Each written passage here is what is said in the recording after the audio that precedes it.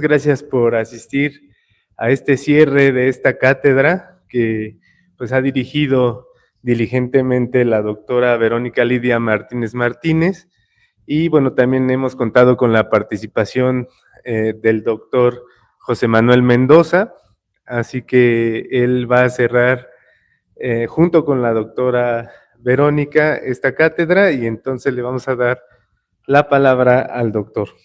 Muchas gracias. Gracias, muy amable. Vamos a poner aquí. ¿Sí tuvieron oportunidad de revisar la sentencia de la Corte de ayer, la revisión del amparo? No. Ah, son grupos diferentes. Bueno. Entonces, déjeme cambiar entonces la dinámica completamente. Vaya, ya, ok. Bueno, ayer platicábamos de una amparo en revisión de 15 niños que padecen una enfermedad que se llama hemofilia. Y ayer preguntaba yo si sabían qué era la hemofilia. ¿Ustedes saben qué es la hemofilia? ¿No? Ok. Supongamos que ustedes ya son juzgadores, son el juez al que le llega esta revisión. Entonces, lo primero que tienen que hacer pues, es saber qué es la hemofilia, ¿no? ¿Sí o no? Pero, como esto es un trabajo multidisciplinario, para que lo vayan aterrizando como jueces, o futuros jugadores, o abogados, litigantes, pues entonces tenemos que hacernos de un conocimiento que a lo mejor en ese momento no tenemos para poder hacer un dictamen, es lo que platicábamos el día de ayer. Entonces, no sabemos qué es la hemofilia. Ok. La hemofilia es un padecimiento que generalmente lo portan las mujeres y lo transmiten a los hombres, a los hijos. Y estos niños tienen una carencia de cierta sustancia que hace que la sangre coagule. ¿Sí? Entonces, si ustedes se cortan, o si yo ahorita saco sangre para una cirugía, tomo un tiempo de coagulación, así se llama, tiempos de coagulación, y ese tiempo de coagulación va en segundos. Cuando ustedes se cortan y pues inmediatamente ponen la mano o ponen un trapo o una gasa, en ciertos segundos se crea un tapón hemostático, ¿sí? Con estas sustancias y entonces deja de sangrar. Estos niños que padecen la enfermedad no lo tienen. Entonces, imagínense que no reciben el medicamento que necesitan. ¿Sí? En esta situación que los quejosos hicieron, era que no recibían el medicamento en domicilio como lo tenían pactado. En la primera instancia, el juez, sin tomar en cuenta estas consideraciones de que ese paciente es muy especial, porque imagínate si te cortas y no paras de sangrar, vas a seguir sangrando, ¿y qué va a pasar? Pues te desangras y te mueres. Y lo que primero se tiene que hacer, que fue el tema que se vio ayer, es el cuidado o el derecho humano a la salud. Es el tema que estábamos viendo. Entonces, ¿creen que se cumplía un principio de cuidado a la salud si no le doy el medicamento? ¿No? Ahora, podrían haberlo recogido en farmacia, o sea, ir a recogerlo al hospital. En la postura del Seguro Social en ese amparo y en la primera resolución que tuvieron los jugadores fue esa. Bueno, pues es que yo te doy el insumo, tienes que ir a recogerlo al hospital. ¿Sí? Sin embargo, ellos ya tenían ganado ese derecho de que el Instituto Mexicano del Seguro Social se los daba en domicilio. Entonces, ¿ahí qué se está perdiendo? ¿Cómo se llama esa parte cuando el derecho es progresivo o retroactividad? ¿Qué se le está aplicando ahí? ¿Una retroactividad y eso sería legal? En este caso, no, ¿verdad? Entonces, el principio es de lo que ya tenía ganado. Entonces, al momento que se lo quitan, pues ellos alegan con justa razón. El primer juez dice que no hay razón para esto, y ya en la revisión del amparo dicen que sí, que no se puede perder lo que ya se ganó. O sea, tenían que darle ese medicamento en su domicilio. La segunda cuestión es que si no recibían ese medicamento en ese lapso, o sea, el Instituto Mexicano de Seguro Social lo tenía a demanda. Quiere decir que me espero a que tú sangres, en el momento que tú sangras, vas y me pides el medicamento y yo te lo doy, porque es un medicamento caro y hay que tenerlo controlado. ¿Ustedes creen que podría aguantar un paciente que empiece a sangrar y luego ir por el medicamento, no tenerlo? Entonces tenía que tener disponibilidad del medicamento. Por eso también en la revisión del amparo, pues se gana, porque obviamente no se puede esperar, tiene que tenerlo en condiciones en su domicilio. Ahora, si se esperan la demanda, del uso del medicamento, o sea, de que me espero a que sangre, podría sangrar en articulaciones, ¿sí? En articulaciones, y esto generaría que hubiera una distrofia o una mala función de las articulaciones. Estaríamos generando, si este paciente no muere y va creciendo, que sea un adulto con una discapacidad. Y esa discapacidad pues no sería una condición óptima para que él pudiera seguir, o sea, un trabajo, ¿no? Entraría ya en lo que se vio en las sesiones anteriores, en un derecho al trabajo con una persona con discapacidad. Entonces, la Corte dijo, eso no puede ser, primero está la salud del individuo, y entonces procedieron a darle el voto favorable a los quejosos, ¿sí? Más o menos. Y ya por último, que ganó el último punto importante de esta revisión fue que se ve primero por los niños, ¿no? El interés principal o de salud de los niños, ¿no? Esa sería la última parte. Pues, bueno, era una dinámica diferente, pero al no venir el público, pues ya lo entiendo, y yo con eso nada más quería cerrar. Por eso nada más venía para hacer este ejercicio. Pues, les agradezco mucho tiempo. Muchas gracias. Gracias.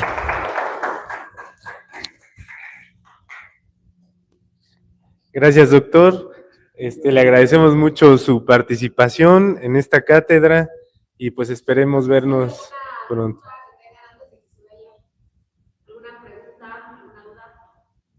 Tengo una duda, por eso quizá no es mucho del tema, pero fíjate que ahorita estoy trabajando un tema de lo último que mencionaste, de las personas con discapacidad, y he estado, pues, ya sabes, revisando, investigando, y me surge una duda desde el punto de vista médico, porque obviamente yo lo abordo desde el punto de vista legal, pero desde el punto de vista legal de los ordenamientos y en algunos papers que he encontrado, encuentro la palabra diversidad funcional y discapacidad.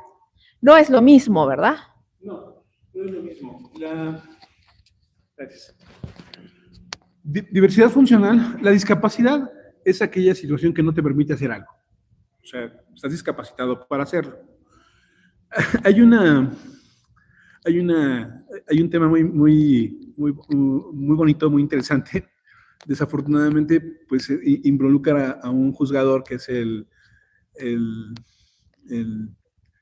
juez Góngora Pimentel, en la cual lo demandan por una situación alimenticia de sus hijos. Pues alega que los hijos tienen una discapacidad, es una discapacidad funcional.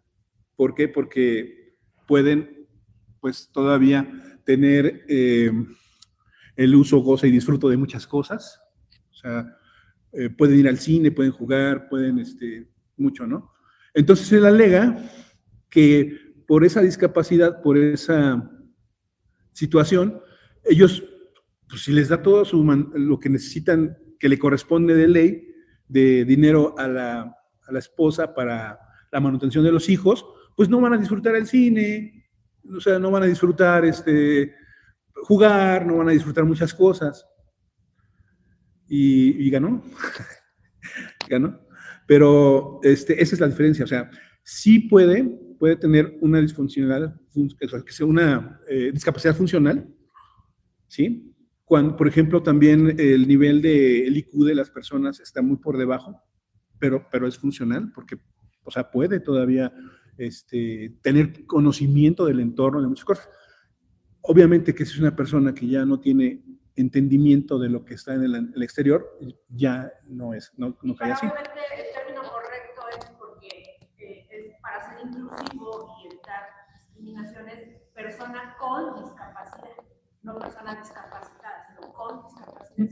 Así es, porque la discapacidad pudiera corregirla con algún otro medio. O sea, yo, por ejemplo, si me quito los lentes, soy discapacitado. Yo no veo. O sea, no veo bien, veo borroso y eso, por ejemplo, imagínense en un medio de transporte, en una cirugía que yo no pudiera ver, pues obviamente no lo podría hacer, ¿no? Y podría ser otro tipo esa es la más sencilla, ¿no? Yo utilizo un implemento que me permite suplir esa discapacidad. Que les dije en la fila, que estaba una fila enorme para pagar los impuestos y dijeron, esta es la fila de las personas discapacitadas. No había nadie, entonces yo también uso lentes, pero yo los tengo en la casa como los tuyos y ahorita de contacto. Entonces le digo, me paso del otro lado y me dice, ¿usted no le ve una discapacidad? Le digo, no traigo lentes. Pero es funcional. Ajá. Así es. Ahora, si yo no puedo caminar y utilizo silla de ruedas, pues entonces tengo la discapacidad, pero la estoy supliendo con la silla de ruedas. Ahora, si yo tengo una discapacidad que no me permita moverme, o sea, si soy, por ejemplo, cuadraplégico y no tengo quien me ayude, pues no puedo suplir la discapacidad. O sea, no puedo ir. O sea, no podría ir yo a cobrar mi pensión. En ese caso, sí. Entonces, ¿cómo pudiéramos también diferenciar a las personas que se dice dentro del ámbito del lenguaje, personas con una limitación? Sabemos que es una persona con una limitación de extremidad, pero a veces hay limitaciones que en algunas personas que conozco que tienen prótesis, pero son funcionales, están completas, pero tienen alguna limitación, digamos, de la mano derecha para poder hacer ciertas actividades que no todos como seres humanos no tenemos. Entonces, ahí hay otra diferencia. Así es. Como lo comentaba ayer, el derecho humano a la salud es complejo, así también lo ha definido la Corte, es un derecho muy complejo, y esa es parte de las complejidades. Por eso en ese momento, si hay esa duda, yo me voy con un médico especialista en medicina laboral, del trabajo, así es, el cual, mediante una exploración física completa, me va a determinar el grado de la discapacidad o de la limitación que tiene la persona. Por eso les digo que esto es de varios especialistas, no solamente de uno solo. Y el baremo, aplicar el baremo para ver la evaluación. Así es. Y una vez que ya tenemos esa catalogado, pues incluso puede ser hasta incapacitante, ¿no? Entonces, una vez que el médico me dice, el especialista me dice, esta discapacidad para la labor que esta persona realiza, ya es discapacitante. Y puede ser el arco de movimiento que bien menciona. O sea, hay, por ejemplo, hay algún cáncer en los músculos pectorales en hombres o en mujeres que al momento de quitarse el tumor va a afectar el movimiento de los brazos hacia arriba. Entonces, si la persona tiene que estivar cajas y cargarlas, en ese momento o se cambia de su área de trabajo a otra función que no tenga que realizar ese movimiento o lo incapacitamos. ¿Reacomodo laboral o incapacidad? Tengo otra pregunta que está aprovechando la explicación y a la doctora que también sobre estos temas. Sabemos que bien como lo acaba de mencionar usted, se hablan sobre esos tópicos, pero aquí, por ejemplo, dentro de la institución a la cual se pertenece, tiene uno que ir con el médico del trabajo para valorar si efectivamente se cumple ese estándar. Pero desafortunadamente a veces no se dan esas valoraciones, ¿sí? Bien lo decía la doctora Lidia. ¿Qué pasa aquí? Se tiene que hacer un diagnóstico, bien como lo comentaba usted ayer, apegarnos, juntarnos con las personas expertas, con los políticos expertos en la materia. Todo esto conlleva cierto tiempo, pero a veces las personas algunos por el cáncer que acaban de mencionar, porque van a enfermedad esto va acrecentando más la enfermedad. Entonces, si realmente no tienen un diagnóstico, pues aquí realmente a veces hasta ellos llegan a fallecer. ¿Qué pasa aquí? O sea, ya es una situación mucho más ya de que la persona, o sea, por el sector público trabajador, pues ya no está laborando dentro de su área, pero ahora los que conllevan en este tenor y en este tema van a ser los familiares. ¿Cuál sería la opinión que daría usted? Ahí como que veo varias preguntas en la misma, y la verdad voy a tratar de enfocarme más o menos lo que es.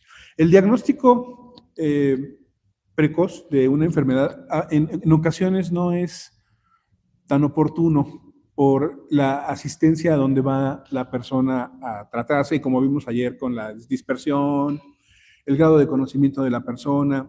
Voy a ponerle un ejemplo así rapidito, del primer, es un video incluso que existe y a mí me lo pusieron en la facultad, ahí en la UNAM, en la Facultad de Derecho, del primer caso de juicio oral, en el que son dos peritos, obviamente se meten dos peritos, son peritos médicos, de una mujer que apuñaló, en teoría, a su defendiéndose de su pareja, pero el primer perito dice que encontró heridas punzantes en la parte de esta región, como las que se hacen cuando intencionalmente se pone el cuchillo en la zona, o sea, que lo intentó apuñalar varias veces, diciendo que la defensa fue más exagerada que la apuñalada que le quitó la vida, ¿no? O sea que sí hubo saña en su defensa.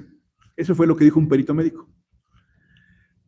Cuando, en realidad, el perito de la contraparte, o sea, de la imputada, de la esposa, determinó que las lesiones punzocortantes que se encontraban en esta región eran causadas por un objeto, efectivamente punzocortante, pero el que se utiliza para poder canalizar a un paciente en una zona que se llama subclavia en casos de urgencia.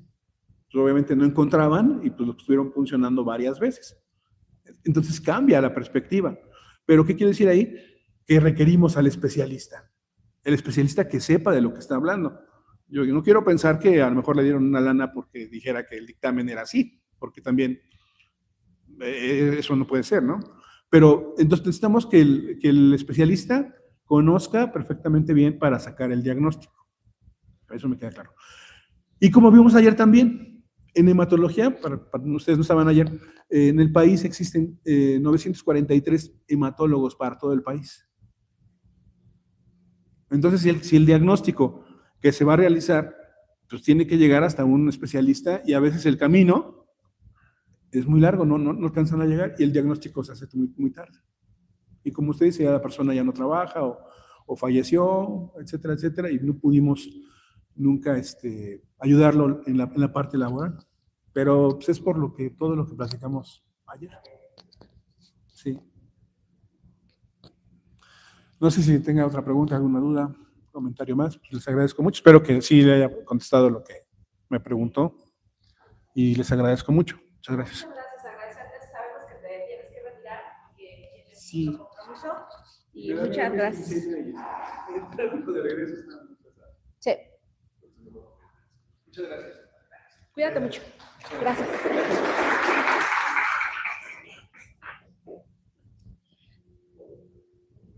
Bueno, pues mi nombre es Verónica Martínez. Presentarme primero para saber ante quién estamos. Qué bueno, ¿de qué semestre son ustedes?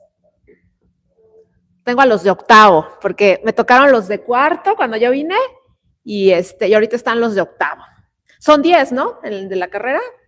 Entonces ya casi a acabar, ¿no? Bueno, vamos a hacer una como retroalimentación de todas las sesiones que han venido viendo y obviamente pues partiremos de cero, dado que ustedes que nos acompañan el día de hoy no estuvieron en las sesiones pasadas. Entonces, afortunadamente venimos preparados para todo y no va a haber ningún problema. ¿Qué pasó?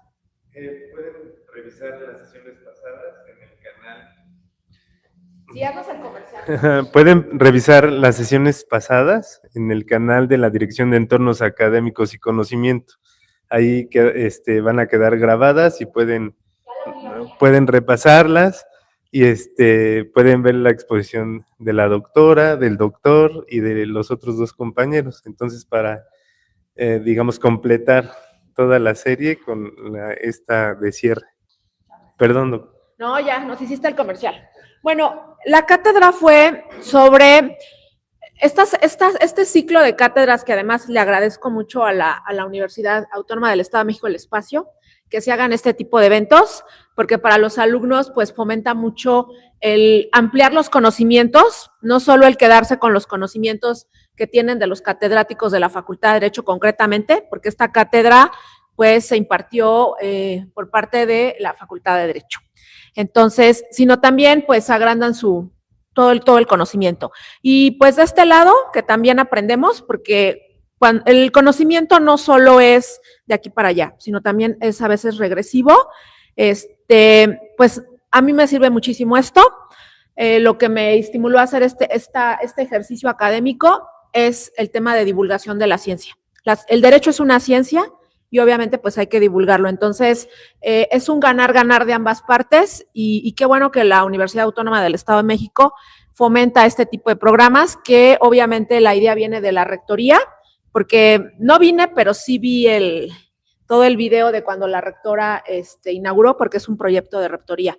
Y pues nada, agradecer mucho la participación. Bueno, la primera pregunta que a mí me surge es, ¿qué es un derecho humano? A ver, ¿quién dice yo? ¿Nadie? Estamos ante los de octavo, qué barbaridad. A ver, ¿qué es un derecho humano? ¿Un derecho natural? ¿No? ¿Qué es un derecho humano? ¿Nombre? Adrián. A ver, ¿tú cómo te llamas? Fabián. ¿Qué será un derecho humano, Fabián? Son las protecciones que tienen las personas únicamente por nacer. ¿Acá? Son las facultades inherentes de la persona. ¿Cómo te llamas? Sergio. Sergio. Facultades inherentes de la persona. ¿Acá? Son aquellas, vaya la redundancia, derechos que se tienen. Primera regla, futuros abogados, ninguna definición se define con el definiens. O sea, yo no puedo decir, como a veces lo viene en el diccionario malamente, que decimos sustitución, acto de sustituir. Pues queda exactamente igual, porque no puedes definir algo con el mismo término que estás usando que desconocemos. Otro sinónimo. Aquellas garantías que se... Tache. ¿Será lo mismo un derecho que una garantía? ¿Será lo mismo un derecho que una garantía? Son ligeramente distintos. Ligeramente, no, son muy distintos. Van relacionados. Porque Ujú. las garantías al final son las disposiciones que permiten que ejerzamos, que obtengamos, que en la práctica tengamos los derechos. No. Es la forma en la que nos podemos exigir. Ah, eso sí, eso sí. Acá. Podría decir que son los beneficios propios de una persona por el mero hecho de ser humano. En parte tiene usted razón. ¿Allá? Pues son aquellas formas que protegen nuestra dignidad como seres humanos. Sí, pero no son normas necesariamente. Acá.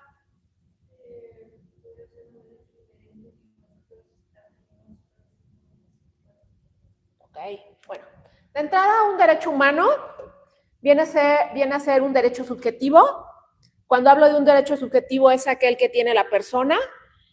A partir de la reforma de 2011, antes de la reforma de 2011, el artículo 1 de la Constitución Política de los Estados Unidos Mexicanos decía que el Estado otorgaba los derechos. Hoy en día el Estado no otorga ningún derecho. El Estado lo que hace es reconocer los derechos humanos. Los reconoce. ¿Por qué reconoce? Porque los derechos, como bien lo dijeron, son inherentes al ser humano. Es lo que le dan dignidad a este ser humano.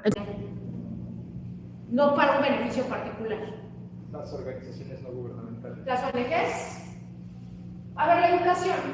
concretamente para aterrizar en algo. La educación, ¿quién es el principal obligado a dar educación a su población? El Estado. ¿Y quién más puede contribuir a dar esa educación? Pues a veces los particulares. No a veces, los particulares. Los particulares pueden hacer posible los derechos humanos, concretamente las universidades privadas. Hoy en día los derechos humanos ya no son los del Estado, también los particulares pueden, y vean la palabra que utilicé, el Estado debe,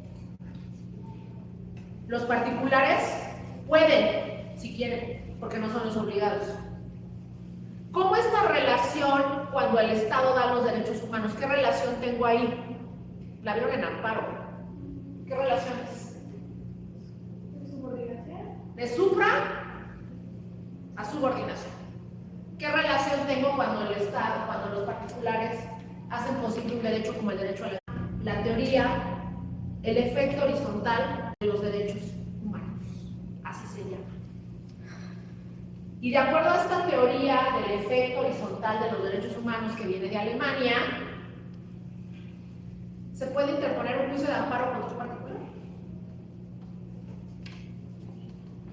¿Sí? ¿O no? ¿Se puede interponer un juicio de amparo contra un particular? ¿Usted dice que sí?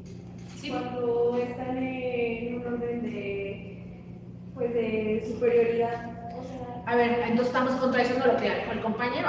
¿No me está usted entendiendo? Entonces, entre particulares, ¿en cómo estamos? ¿Cómo es la jerarquía? Horizontal. De iguales. Porque si decimos diferencias, le pegamos al derecho a la igualdad.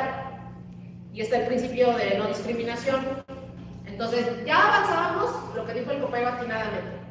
Entre particulares es de coordinación. ¿Se puede interponer un juicio de amparo contra un particular? Dice el compañero que no. La respuesta es sí, pero es una excepcionalidad que prevé la ley solo cuando un particular actúa como una autoridad. No, tacho. No es una excepcionalidad. El juicio de amparo procede contra actos de particulares. Artículo 5 de la ley de amparo. Es de las reformas que nos trajo la reforma de 2012. Y no es una excepcionalidad. Si yo me inscribo en la Universidad Insurgentes, la Ibero, estoy hablando de las privadas, porque estamos en ese contexto, ¿verdad? Y resulta que la Ibero me discrimina, ¿puedo demandar a la Ibero? Sí, por violación al derecho a la igualdad. Y no es una excepcionalidad. Traen de pura casualidad, hoy pueden buscar en el internet el artículo 5 de la ley de amparo. A ver, búsquenlo, que no se van a dormir. Esta cátedra no se van a venir a ver. A ver, léalo, por favor. dice. Espero le haya atinado, porque no se codiguea. Espero le haya atinado ese. Si no, ahorita lo buscamos. Del capítulo 2, propiedad y personería, artículo 5, son partes del juicio de amparo. A ver, léalo.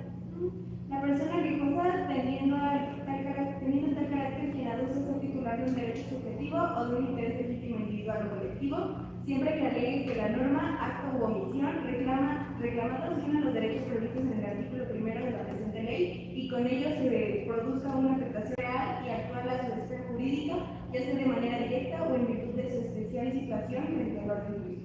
Hay un artículo que dice en concreto que los particulares, quizás cuando habla de autoridad responsable, es ese artículo, es que no me sé la ley de memoria, hay un artículo concreto que dice que las autoridades responsables pueden ser los particulares. Sí, ya lo encontró, perfecto. ¿Qué artículo es? Bueno, es el mismo artículo, pero la segunda fracción. Ya ve, ay, qué bueno que es el quinto. Sí, dice, para los efectos de esta ley, los particulares tendrán la calidad de autoridad responsable cuando realicen actos equivalentes a los de autoridad, que afectan derechos en los términos de esta fracción y cuyas funciones estén determinadas por una norma general. Ya ven cómo no es una excepcionalidad, es la generalidad. Hoy en día las violaciones de derechos humanos pueden venir del Estado, pero también pueden venir de un particular. No es la excepcionalidad, es lo común hoy en día. El juicio de amparo, primera conclusión, procede cuando un particular me lesiona un derecho subjetivo, porque utiliza la palabra derecho subjetivo, que fue lo que le hizo tener un derecho humano. Si un particular, por eso puse el ejemplo del Ibero. Si yo voy a la Ibero y soy estudiante y me discrimina, puedo promover un juicio de amparo por violación al derecho a la Ibero. Entonces no es la excepcionalidad, es la regla general. ¿Queda claro? ¿Vamos bien o no? ¿Sí vamos bien? ¿Está aprendiendo o no? Ya, vamos a, no lo voy a martirizar mucho. No, pero sí me interesa que aprendan, sobre todo que son los alumnos de octavo. A menos de un año de terminar la carrera. Qué padre. Bueno, siguiente punto. Los derechos humanos pueden ser normas jurídicas y pueden ser principios. Ese es el siguiente punto. ¿Qué es una norma jurídica? Pueden estar regulados en normas jurídicas y en principios. ¿Qué es una norma jurídica? ¿Qué es una norma jurídica? ¿Es lo mismo norma que ley?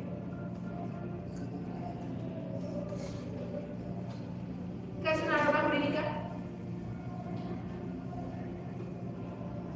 ¿Qué es una norma jurídica? Una disposición. Una disposición es una regla que contiene qué características una norma jurídica. ¿Obligatoria?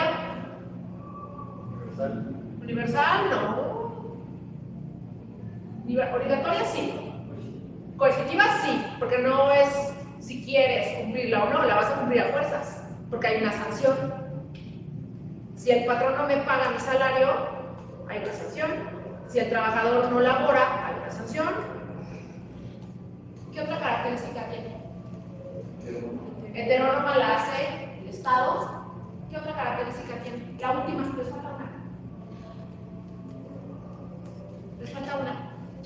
¿Ya dijeron coercitiva? Ya digo coercitiva. Bilateral. ¿Cómo? Bilateral. Bilateral. Le falta otra entonces. Coercitiva, bilateral, heterónoma. Les falta una. ¿Externa o interna? Externa. Al derecho no le importa lo que estén pensando en este momento. Al derecho lo que le importa, o sea, si alguien va a saltar el banco y me quedo yo en la idea de que lo voy a hacer pero no lo materializo, eso no se sanciona. Pero si voy al banco, saco la pistola y obviamente le apunto a la cajera para que me dé el dinero y lo ejecuto, ahí sí es un viola la conducta externa. Cuando hay una antinomia, ¿qué es una antinomia? Anti contra. Conducta contraria a la ley. Contradicción de normas. Eso es antinomia. Una antinomia es una contradicción de normas. Una norma te dice una cosa y otra norma te dice otra cosa. Hay una antinomia. Eso es antinomia. Voy a poner un ejemplo de esto. Lo voy a poner en mi materia. Siempre pongo mis ejemplos en mi materia. Penal no sé y no me gusta. Entonces, yo sé que a ustedes sí les gusta, pero a mí. Entonces vamos a poner un ejemplo muy sencillo. Según yo, muy sencillo. El patrón tiene 5 días para inscribir a los trabajadores en el IMSS, en el Instituto Mexicano de Seguro Social. 5 días. Entonces, si el trabajador ingresa hoy, son 5 días hábiles para inscribirlo. ¿Sí? Pero hay otro artículo, eso dice un artículo, pero hay otro artículo que dice que si pasa un accidente de trabajo en el día 2, el patrón se le va a imponer un capital constitutivo que es una multa. Por un lado me das un privilegio me das una prórroga de 5 días y por el otro lado me dices que si pasa un accidente me vas a sancionar. Entonces hay una contradicción en que por un lado me dices te doy chance y por el otro lado dices no. Es como si les dijera a ustedes, les voy a dar la oportunidad de que me traigan la tarea 5 días más y al día 2 les pongo el 0. Esa es una contradicción de normas. Una norma te dice una cosa y otra norma te dice otra cosa. En los derechos humanos pueden estar contenidos en normas. De hecho, los derechos humanos se desarrollan en las normas. El derecho del trabajo, la ley del trabajo, esa ley me regula el derecho al trabajo, me da una norma. ¿Cómo soluciono en el mundo jurídico las antinomias? Vamos a pensar que ustedes son jueces de lo laboral o de lo civil o de lo que quieran. Y se les presenta en la ley una antinomia. Y ustedes tienen que resolver el caso. Porque el gran problema del juez es que el juez, aunque haya un vacío en la norma y una laguna, tiene que resolver. ¿Cómo resuelvo las antinomias en el mundo jurídico? ¿Alguien lo sabe? No, eso es otra cosa. Y ahorita lo vamos a tocar también. Qué bueno que lo trajo a colación. Sí, ahorita lo vamos a tocar. Pero sí tiene sentido, ¿no? O sea, la protección más amplia a la persona, pero también sin vulnerar la protección más amplia a la colectividad. Eso es en caso de duda. En caso de duda, se aplica el principio de persona. Pero yo estoy hablando cuando una norma dice una cosa y hay otra norma que dice lo contrario. Y dije que eso se llama una antinomia, hay una contradicción entre una norma y otra. O sea, no hay laguna, si hay norma. Lo que pasa es que una norma te dice una cosa y otra norma te dice lo contrario. ¿Cómo resuelvo eso? ¿Qué hace el juez? El juez tiene que resolver un caso concreto. ¿Cómo interpreto? También depende de ámbitos como la competencia, la temporalidad. El juez es competente. Bueno, pero la ley, o sea, por ejemplo, si fuese entre una ley estatal a una ley federal. A ver eso. Por ejemplo, pues yo creo que, bueno, el juez tiene que interpretar a nivel inmediato de la situación si aplica la norma estatal en primer lugar. Si la ley estatal, protege más el derecho de la persona, entonces va a aplicar esa ley. La federal.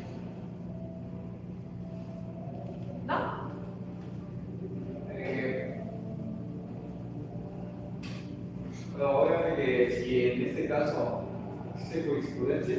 No me meta la jurisprudencia. Ahorita no me meta la jurisprudencia. Yo estoy poniendo el caso concreto de dos normas. ¿Qué es la jurisprudencia ya que la trajo a colación? Son antecedentes, más antecedentes ninguno. No, eso es la jurisprudencia. Sentencias. A mí se me ocurre, o sea, yo no soy un estudio de derecho, pero yo veo algo aquí. Bueno, yo estoy. Pero me encanta lo que tú estudiaste. Yo es el tercer doctorado que voy a hacer. En filosofía y hay esta cuestión de la antinomia se resuelve con la filosofía por la deliberación. Y cuando se trata de resolver así, se trata de ir a una instancia mayor que de una unidad, ¿no? En este caso, bueno, yo lo estoy viendo mucho, por ejemplo, la tragedia griega siempre hay antinomias, o sea, hay dos valores que se contraponen. Y por ejemplo, Platón lo que dice es, bueno, que lo que tenemos es la idea, o sea, una ley superior, digamos que barra con las diferencias de las dos particulares. Entonces yo me imagino, con todo lo que hemos visto, que se tiene que apelar, digamos, a una instancia superior, una norma superior. La filosofía es bien bonita, el derecho es filosófico 100%. Nada más que el problema del derecho es que es duro. Por ejemplo, en la materia penal no puedes aplicar analogías. Está prohibidísimo. Hay tres criterios para resolver eso. O sea, el día de mañana el compañero se hace juez de lo que sea. Civil, ¿cuál materia le gusta? Constitucional. Bueno, esa es la que nos gusta a todos. Pero algo así ya más constitucional. Okay. Va a ser el futuro Jorge Carpizo, yo espero. ¿A usted qué le gusta? Bueno, diría internacional, pero ya algo más específico, civil. Civil. ¿Usted? A lo ambiental, uy, hay mucho futuro. El gran futuro está en lo ambiental, pues, ver qué hacemos por el planeta Tierra que se está acabando y hay que regular eso.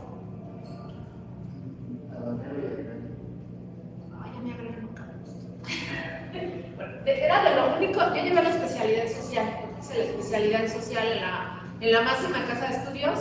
Ay, no, sufría con agrario. Laboral y seguridad social es lo que yo más amo en la vida. Seguridad social. De ahí laboral y agrario nunca fue lo mío. Sufrí mucho con agrario. ¿Usted qué es? Administrativo. Es bonito. El estudio del Estado. Bueno, en estas materias, háganme cuenta que ustedes ya son los futuros jueces y les llegan y tienen dos normas. Una que dice una cosa y otra que dice otra cosa. En la clásica chimoltrufia, así como dice una cosa, dice otra. Tres criterios para resolver los futuros abogados. Ley superior deroga a ley inferior. Si hay una contradicción entre la Constitución y una ley general, ¿qué aplicó? La Constitución, y ya resolví la antinomía. Segundo ejemplo. Hay una contradicción, ahora aquí los quiero ver, a los internacionalistas, entre un tratado internacional ratificado por México y una ley federal del trabajo. ¿Qué aplicó? ¿Qué aplicó? El tratado internacional. Porque en materia de derechos humanos los tratados internacionales están a la par de la Constitución y es lo que se conoce como el bloque de constitucionalidad. ¿Vale? Bloque de constitucionalidad. Porque los tratados forman parte del sistema jurídico mexicano, artículo primero de la Constitución. Ahora la Constitución ya no es solo el librito que dice Constitución. Los tratados internacionales forman parte de la Constitución, artículo primero, pero tienen que estar ratificados.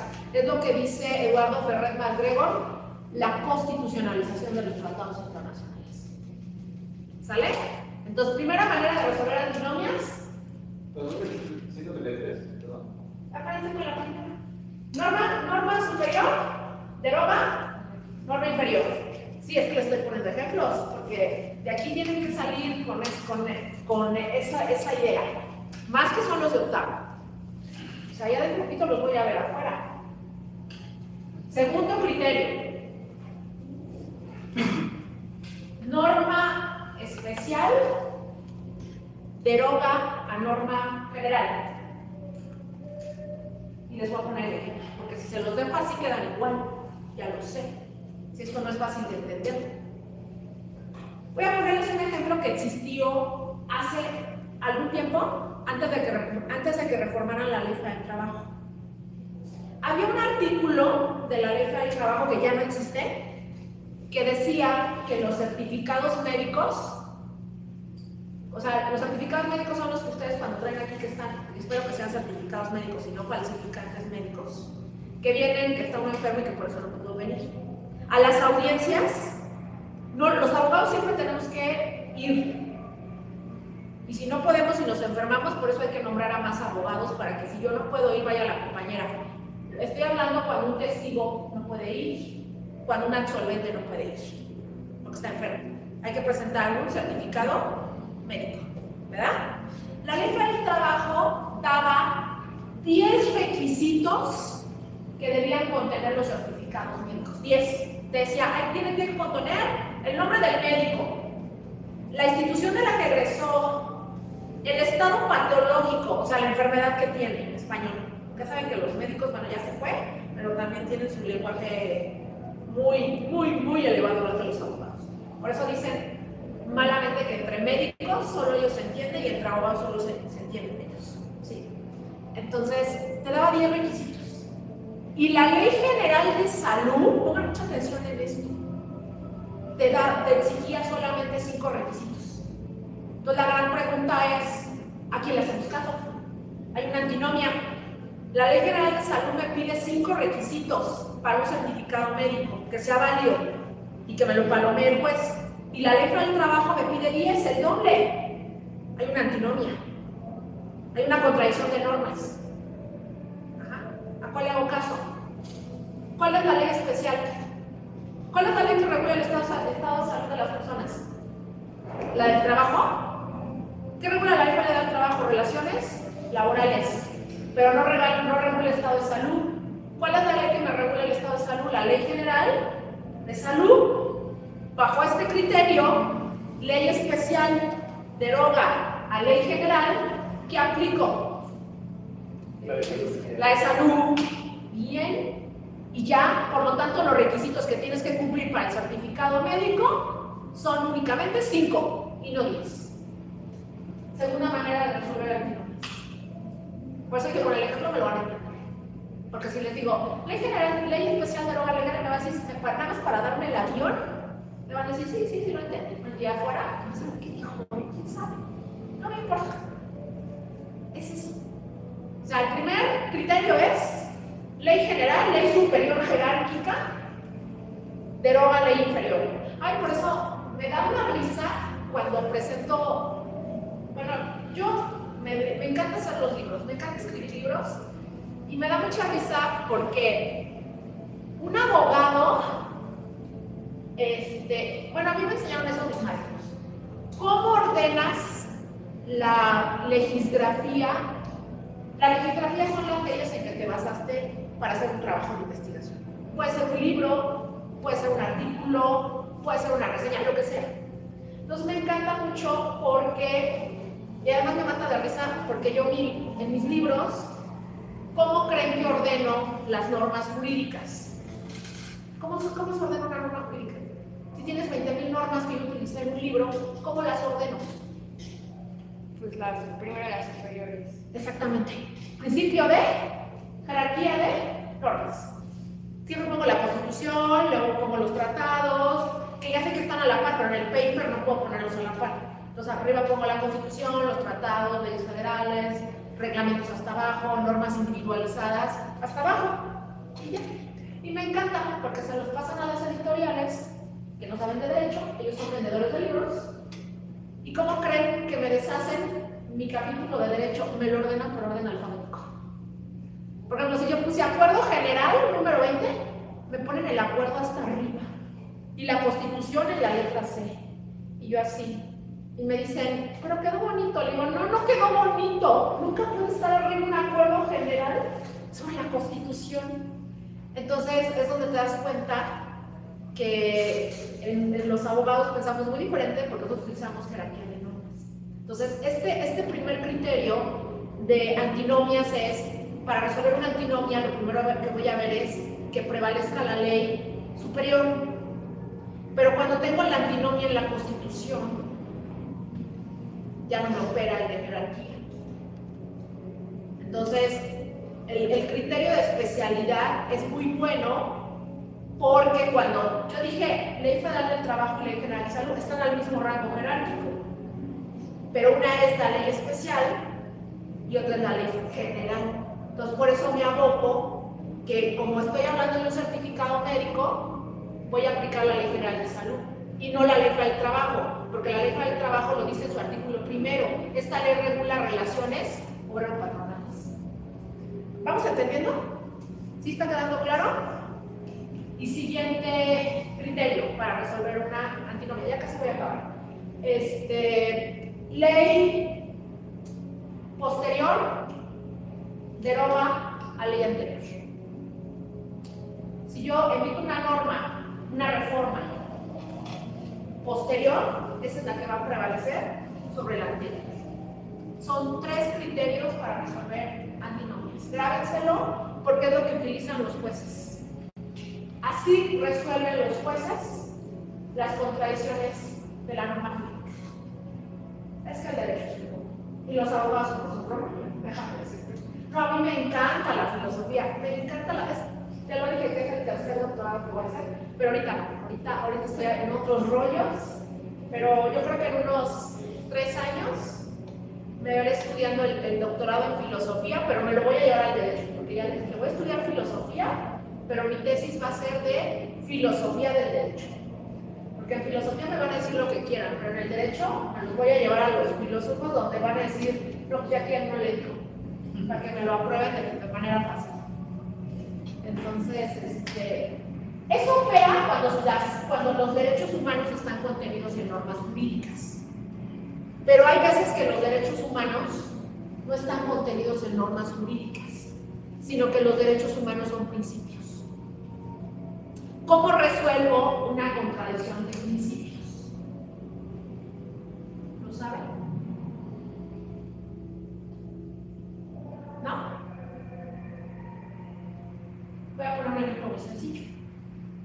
para que se les esté viendo así como, ¿qué está diciendo? Voy a poner un ejemplo muy sencillo. El ejemplo de se me cuenta la religión que no permiten las transfusiones de sangre. Los testigos de Jehová. Sí, ¿verdad? Testigos de Jehová. Los testigos de Jehová. Vamos a pensar que un testigo de Jehová sufre un accidente y hay que hacerle una transfusión de sangre. Pero el testigo de Jehová prefiere morirse a que le hagan la transfusión, porque ellos en su religión no está prohibidísimo que les hagan transfusiones de sangre. Entonces tienes dos derechos que no están en una norma, están enfrentados. ¿Qué derecho humano está enfrentado? La libertad religiosa. La libertad religiosa, excelente. ¿Y qué otro derecho está enfrentado? La vida. Más que salud, la vida. Porque si el médico no le hace la transfusión, cuelga el equipo. O sea, se muere. Está enfrentada la vida y la libertad religiosa. ¿Qué dice el testigo? Prefiero morirme antes de que me hagan la transfusión. Pero el médico tiene el deber ético, o sea, así como para nosotros la justicia, que eso ahorita voy a cerrar mi intervención con eso de la diosa de los abogados, porque siempre les doy un dato curioso a mis alumnos, que es cultura, y con eso voy a cerrar mi participación. Esto es lo último que les digo, lo último con lo que les trató. ¿Qué haces? El médico tiene que salvar vidas. Le tiene que hacer la transfusión, aunque él no quiera. Pero si él se restablece, lo va a demandar, lo va a mandar a la cárcel, porque para hacerle la transfusión tiene que tener su consentimiento o de otra persona. Y si no le dan el consentimiento, para que lo opere. Pero está el deber ético del médico de salvar vidas. Qué rojo fuerte, ¿no? Y les llega el caso a ustedes. O sea, están denunciando al médico a la familia porque le salvó la vida, cuando lo que debió haber procedido era que lo dejaran morir para respetar su libertad religiosa. Y se han dado esas cosas, no estoy hablando de fumadas. Otro ejemplo que ha pasado en las aulas universitarias, sobre todo en Estados Unidos. Las profesoras que traen símbolos religiosos, medallas. Por ejemplo, el tema de los musulmanes es todo un tema de los que estoy hablando. Un musulmán que trae su turbante y está en una clínica atendiendo y los pacientes dicen, es que tiene que haber neutralidad religiosa, aquí no me tienes que traer tus expresiones religiosas. Y dirán, pero es que es mi derecho al trabajo y mi derecho al culto. Y están enfrentados los derechos. Y lo peor, porque ha pasado, ha llegado a los tribunales internacionales. Los corren al musulmán porque trae toda su vestimenta, que además es muy interesante lo del Islam, cómo representa toda su religión. Y en el hospital les dicen, si sigues viniendo vestido de esta manera, te voy a despedir. Y dices, pero es que es mi derecho a la religión. Sí, pero también es el derecho de los pacientes a no verte con tus cadenitas o no verte con tus símbolos religiosos. Eso es en tu caso, pero aquí no. Están enfrentados los derechos. No lo puedes resolver como se lo dije ahorita hace un momento. No puedes aplicar ley general, ley superior, ley posterior, deroga ley anterior, ley especial, deroga ley general, porque eso es solo cuando está en normas. ¿Qué hacemos ahí? Entra el principio pro persona, entra el principio de, espero que lo hayan visto en la argumentación jurídica, lo que es el principio de proporcionalidad. Vamos a pesar los derechos y el derecho que más pese es el que hay que proteger. Porque para el que les puse está muy sencillo. De la vida y la libertad religiosa, ¿cuál pesará más? La vida. La vida. Hay que operarlo y se acabó. Punto.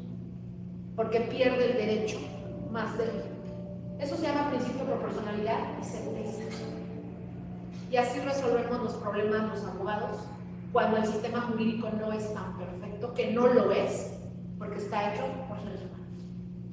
Cierro esta cátedra con una anécdota, que siempre les digo a mis alumnos, una anécdota, dejo la sesión para preguntas y respuestas, y vamos a cerrar esto con un dato cultural mitológico. ¿Quién es la diosa de la justicia de los abogados?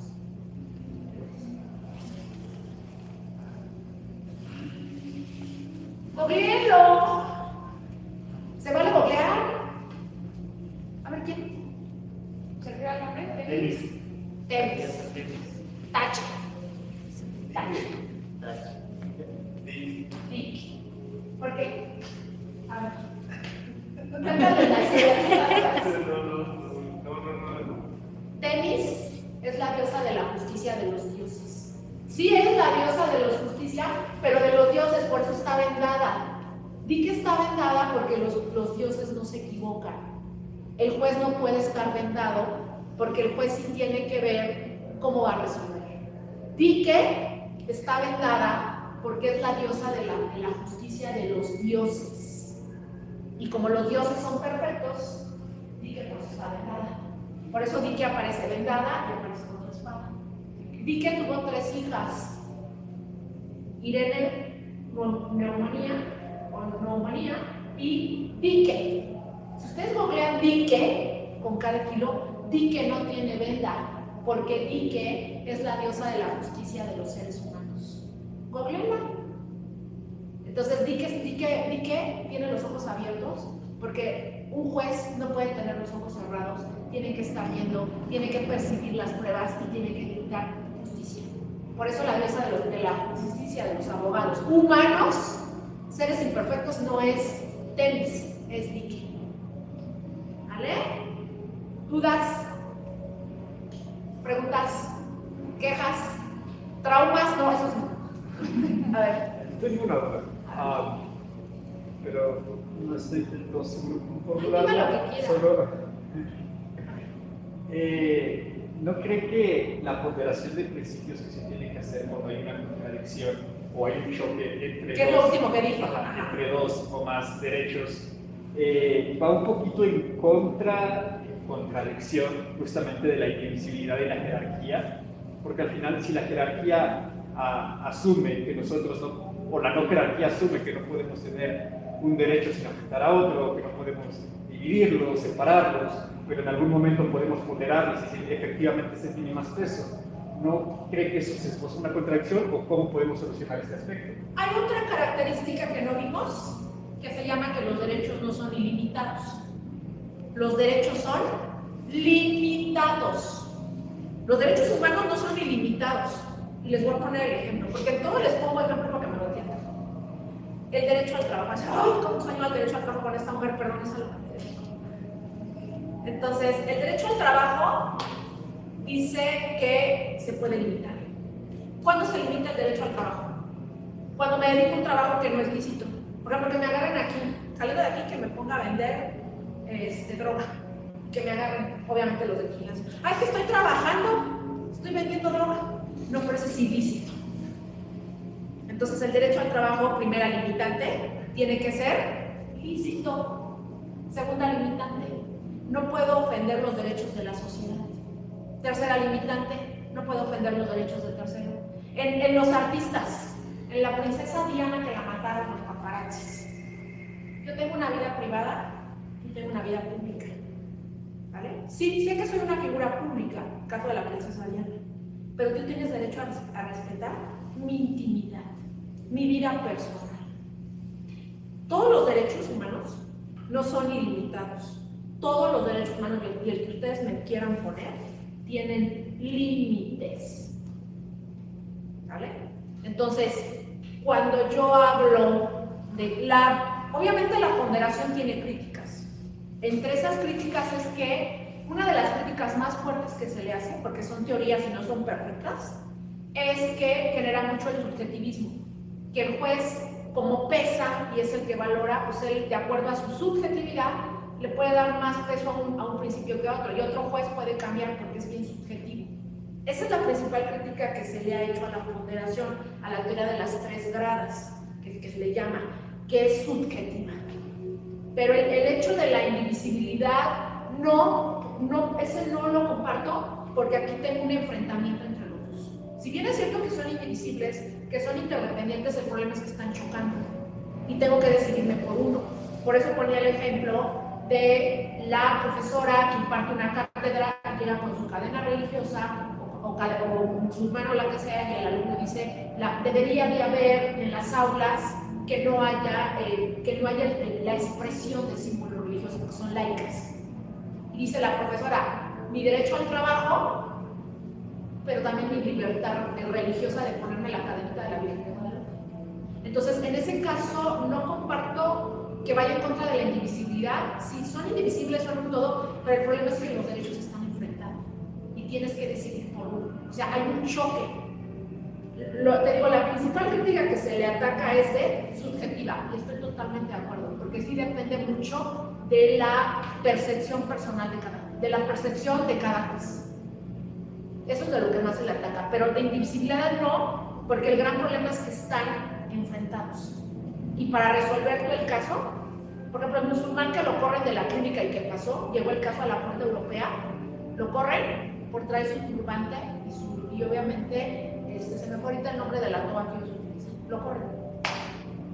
Porque el hospital dice no, aquí tiene que haber neutralidad, los pacientes te tienen que ver normal vestido. Sí, pero es mi derecho a la libertad religiosa y están enfrentados, entonces hay que resolver si hubo un despido injustificado o mi libertad religiosa. Por eso no comparto tanto lo de choque, porque no comparto lo de la divisibilidad porque están enfrentados.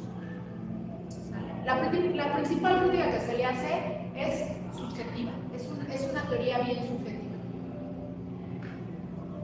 Bueno, también es cierto que esa subjetividad trata de paliarse, bueno, por ejemplo, en el sistema judicial.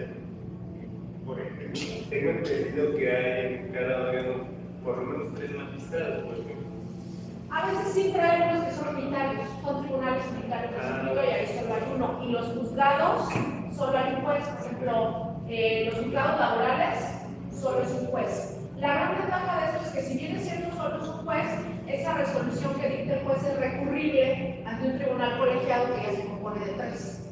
Ok. Y entonces ahí ya se lleva un caso y ya se, como que se vale esa... Sí, o sea... ya una resolución la está revisando otros 2 magistrados. Porque es impugnable. O sea, si bien es cierto que resuelve un juez, admite recurso, no es definitiva y ya te la revisa el juez, los 3 de arriba. Y cuando son temas de constitucionalidad, esa sentencia se le puede recurrir ante la Corte, cuando ataca directamente a la constitucionalidad, y es cuando el juicio de amparo directo, que es unistancial, se convierte en distancial cuando es una violación directa a la Constitución o un tratado internacional y llega al Tribunal Constitucional, que es la Suprema Corte que tenemos nosotros. Y si aún así, se los decía el día jueves, que si en la Corte no encuentro justicia, me voy a la Corte Interamericana de Derechos Humanos cuando agoté todos los medios de defensa. De hecho, ayer el panista acaba de plantear, como ustedes lo saben, llevó el caso a la Corte Interamericana porque está en contra de las reformas que está aplicando Morena. ¿Vale? Germán Martínez, el diputado que está planteando. Entonces, tenemos todos los medios de defensa para hacerlos mal. Les agradezco mucho. Si no hay más dudas o preguntas, pues nos saludaremos. No, porque ya no les doy clase. A ver, pregunte. Diga, a ver, el extractivismo, a ver, ilustranos. Es una práctica que utilizan los países desarrollados para tener recursos. Y lo traigo a colación a la mezcla porque muchos de estos recursos que captan de países no desarrollados, por ejemplo, Latinoamérica, no sé. El caso Trump, Guatemala, Venezuela, por ejemplo. ¿No es eso? Podría, relacionado sí con el petróleo, podría decir. Obtienen petróleo con mucha facilidad de un país que es pobre. Es pobre pero rico en recursos naturales. Exacto, pobre en su fuente política, en su fuente económica. Sí, entonces se les vulnera muchos derechos. Los ambientales. Las industrias canadienses es lo que hacen. Ustedes saben que poner una mina... Eso es el extractivismo. Exactamente. Sí.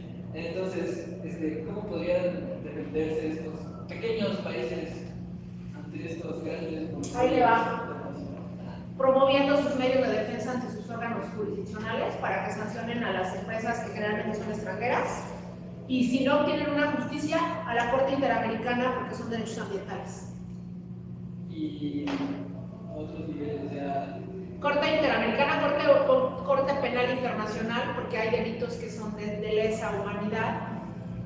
Ya sin casos muy graves, la transgresión al ambiente, porque sobre todo lo que transgreden mucho, y he estudiado también esos casos, los pueblos mayas tenían sitios sagrados, y si tú pones, hay una mina, le das al ambiente, y también es genocidio de una cultura. Por ahí te vas y llega a la Corte Interamericana o a la Corte Penal Internacional. Sí, pero te digo porque esto también tiene una gran influencia en nosotros días, ¿no? Por ejemplo, también en los países europeos también saquearon mucho. Hay los medios, porque muchas personas dicen equivocadamente, porque no saben, que a Estados Unidos no se le puede juzgar. Sí se le puede juzgar. Estados Unidos es miembro de la Organización de Estados Americanos. ¿Cuál es el órgano superior de la Organización de los Estados Americanos? La Comisión Interamericana de Derechos Humanos. Puedes llegar a la... Estados Unidos es miembro de la OEA y todavía no se ha salido al día de hoy, porque ya se ha salido de muchísimos organismos internacionales. Entonces, denuncias a Estados Unidos ante la Comisión Interamericana de Derechos Humanos como órgano de la OEA, porque Estados Unidos no tiene reconocida la competencia de la Corte Interamericana. Por eso no hay casos de la Corte Interamericana contra Estados Unidos, porque no tiene reconocida la competencia ni tiene ratificada la Convención Americana sobre Derechos Humanos. Y yo creo que es, bueno, hay evidencias claramente, ¿por qué no se le ha juzgado al presidente como de vivir? ¿Por qué crees que no se le ha juzgado? ¿Por qué? ¿Por qué creen que no se le ha juzgado?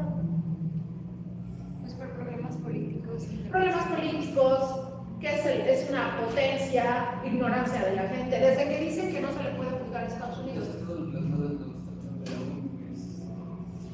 Es que recuerda que el derecho internacional, uno de los grandes problemas que tiene dos grandes problemas el derecho internacional de los derechos humanos. Que primero, el Estado tiene que ratificar el tratado. Si el Estado no ratifica el tratado, no se lo puedes aplicar. Segundo punto, ese tratado, si es un soft law, si es un acuerdo, si es una recomendación, no lo puedes sancionar. Únicamente lo puedes sancionar cuando hay una violación de un tratado internacional que viene, es el hard law. Sí, pero el gran problema es llevar el asunto a nivel internacional. ¿Cuánto tiempo se tarda? Imagínate cuánto dura un asunto en México. ¿Cuánto te gusta que dure un asunto en México? Así ya hasta la última consecuencia, hasta la corte. ¿Cuánto les gusta? Vamos a poner los objetivos. ¿Unos 10 años? 10 años.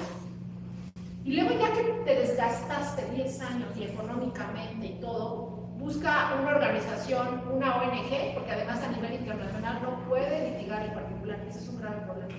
Entonces busca una ONG que le interese llevar el asunto. ¿Y cuándo te vas a aventar a llevar? Y luego otra cosa, por ejemplo, la Corte Interamericana, ya que tiene la sentencia, para que el Estado la cumpla. Eso es una broncotota. Pasan años y años para que el Estado dé cumplimiento a las sentencias. Sí, porque son internacionales finalmente y sí tardan muchísimo, obviamente. Son imperfectas, pero pues de ahí ustedes pueden proponer una tesis. ¿Qué se les ocurre? Recuerden que el ejecutar las sentencias forma parte del principio de justicia. O sea, las sentencias no solamente es tengo la sentencia y ya, la sentencia hay que ejecutarla, porque si no ejecuto la sentencia hay una violación al principio de tutela efectiva. Así es. No, gracias, les agradezco. Que tengan bonita tarde y bonita fin.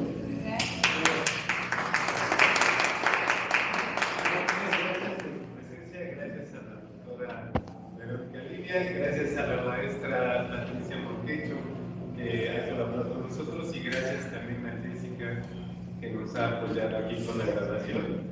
Y gracias a ti que nos recibiste aquí. Muchas gracias. Bueno, ustedes pueden ver todas las cátedras por los canales de la DEA y pues están invitados a ir a visitarnos. Muchas gracias. Cuídense mucho. Bonito fin de semana. Gracias. Gracias, chicos. Ay, nos acabamos.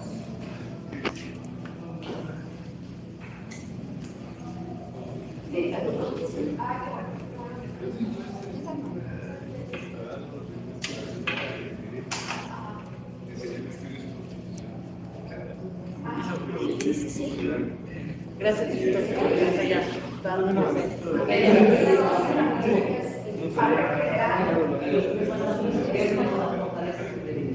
A mí me encanta. Y además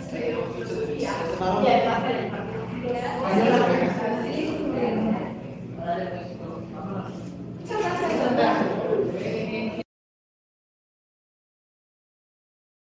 gracias.